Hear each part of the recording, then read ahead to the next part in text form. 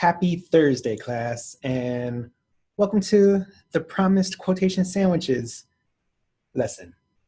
Online, on demand, just for you.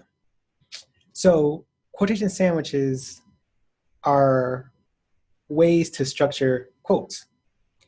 The strategy for a quotation sandwiches allows you to make a quote have a certain slant on it. So it's a strategy used by a lot of journalists. So especially in politics, you might see that a politician said one thing.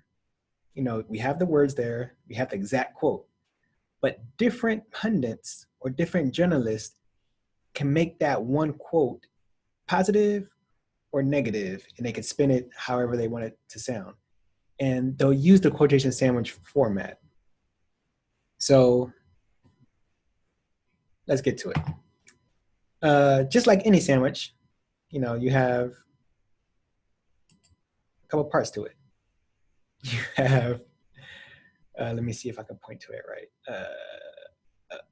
right. Yeah, so you have your top piece of bread, you have the meat of the sandwich. That could be impossible meat for you vegetarians out there. And we have the bottom piece of bread.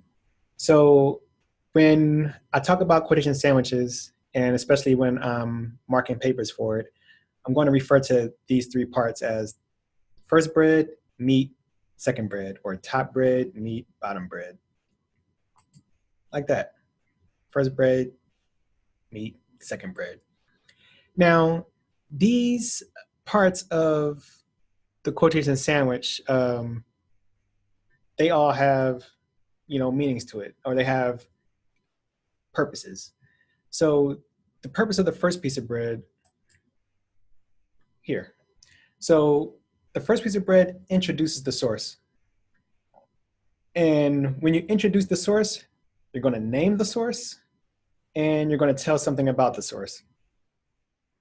So name the source, tell something about the source. Usually the source is the person who gave the quote, especially if it is a person. It's the person who gave the quote, wrote the article, gave the speech, said the line, and you'll just say, such and such person is a very famous blah, blah, blah, and I love them for what they do. Something. As long as you name the source and tell something about the source, then you satisfied the first piece of bread.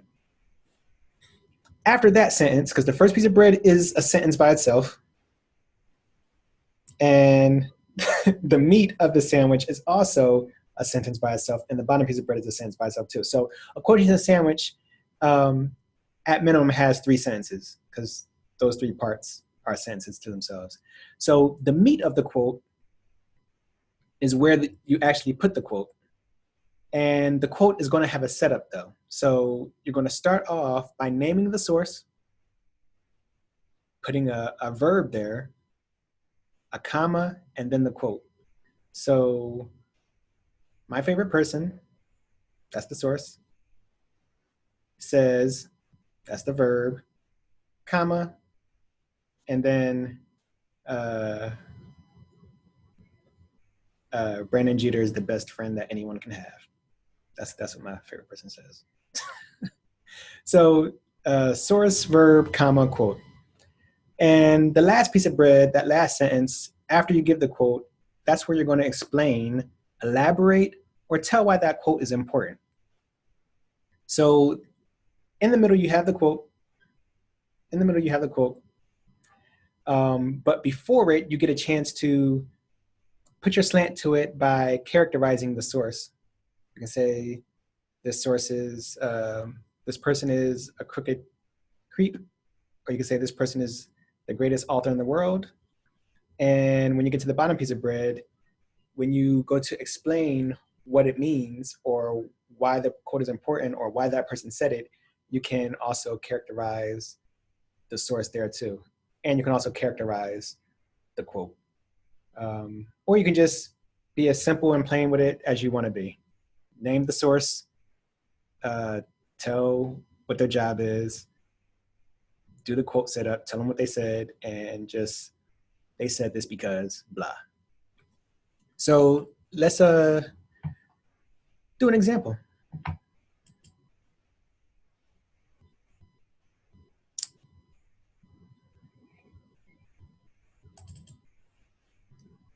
Bam.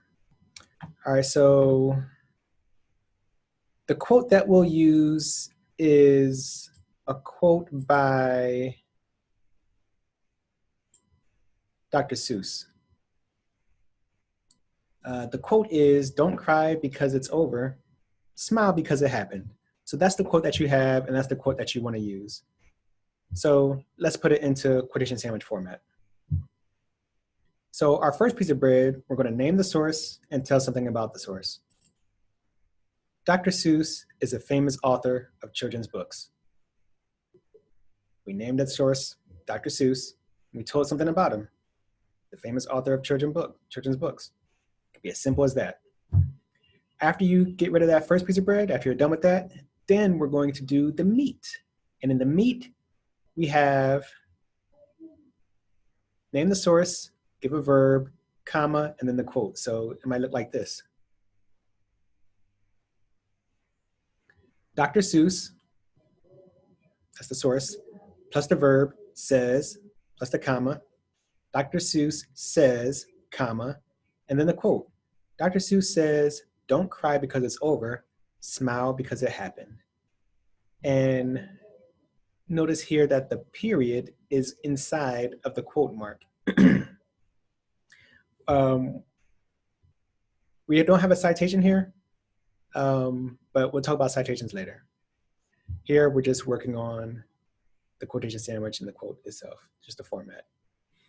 All right, so we have the first piece of bread. We name the source, tell something about them. Then we have the meat, where we have the quote set up, source, verb, comma, quote. And now we're going to have the bottom piece of bread, where we elaborate, explain, or tell why that's important. Sometimes life is all about how you respond to what happened instead of the simple fact that it happened. So our entire quotation sandwich reads, Dr. Seuss is a famous author of children's books. Dr. Seuss says, "Don't cry because it's over, smile because it happened." Sometimes life is all about how you respond to what happened instead of the simple fact that it happened. And that's an entire quotation sandwich. That is the strategy that many journalists use to give a quote and put their slant on it. Now let's get back to, oh, there's more. So when you put this in your paper, so that you can see how this all looks all together, you have all three of your sentences together. Dr. Seuss is a famous author of children's books. Dr. Seuss says, "Don't cry because it's over, smile because it happened." Sometimes life is all about how you respond to what happened instead of the simple fact that it happened. Yeah, quotation sandwiches. They're good sandwiches. All right, so some things that I would like you to keep in mind when you're doing your quotation sandwiches. One, it's 3 sentences. 3 parts, 3 sentences. Only time it'll be more than 3 sentences is if your quote is more than 3 sentences. So just remember, it's 3 parts. If your quote is 1 sentence, it's going to be 3 sentences. Second bullet, the first time you mention your quote, the first time you mention your source, mention the source's full name. Talk about Bill Clinton, then you want to say, when you introduce him in your first piece of bread, President Bill Clinton was the first president to admit to playing around with marijuana. And every time after that, after you say the full name of the person and the title, then if you want to, you can name them by their last name. So after that, you can say Clinton says, blah, blah, blah, blah, blah.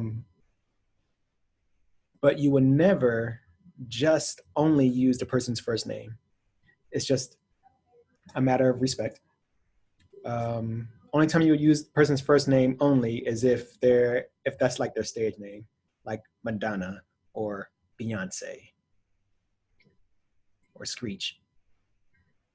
So yeah, don't always use the last name. In fact, uh, since Beyonce's been doing more things, you might just want to say Knowles if you're just going to use one name.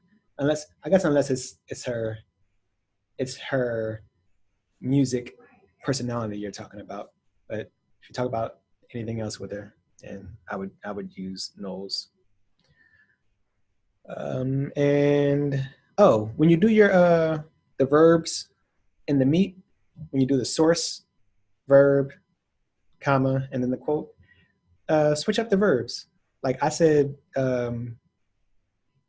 Seuss says, but you can use elaborates, argues, mentions, hollers, yells, professes. Do what you want with it. Um, and the last bullet is put your slant on it. Work your kind of magic. However you want us to see this quote or feel about the quote, use those pieces of bread to make us feel that way about it. And if you don't feel like putting the slant to it or anything, just be plain about it. Now, when I do the meat of the sandwich and I use that verb, you may have noticed that I use present tense verbs. That's because there's a philosophy in the English discipline that literature is forever alive. So if you pick up a book by Shakespeare, I'm going to say Shakespeare writes, um, and that's just a philosophy. But if you put a past tense verb, I'm not going to mark you wrong. But I would like you to practice using present tense verbs there. All right. That's all for the quotation sandwich format. So use the strategy, practice it, and we're going to use it in our papers from here on out. All right. Happy quotation sandwiching.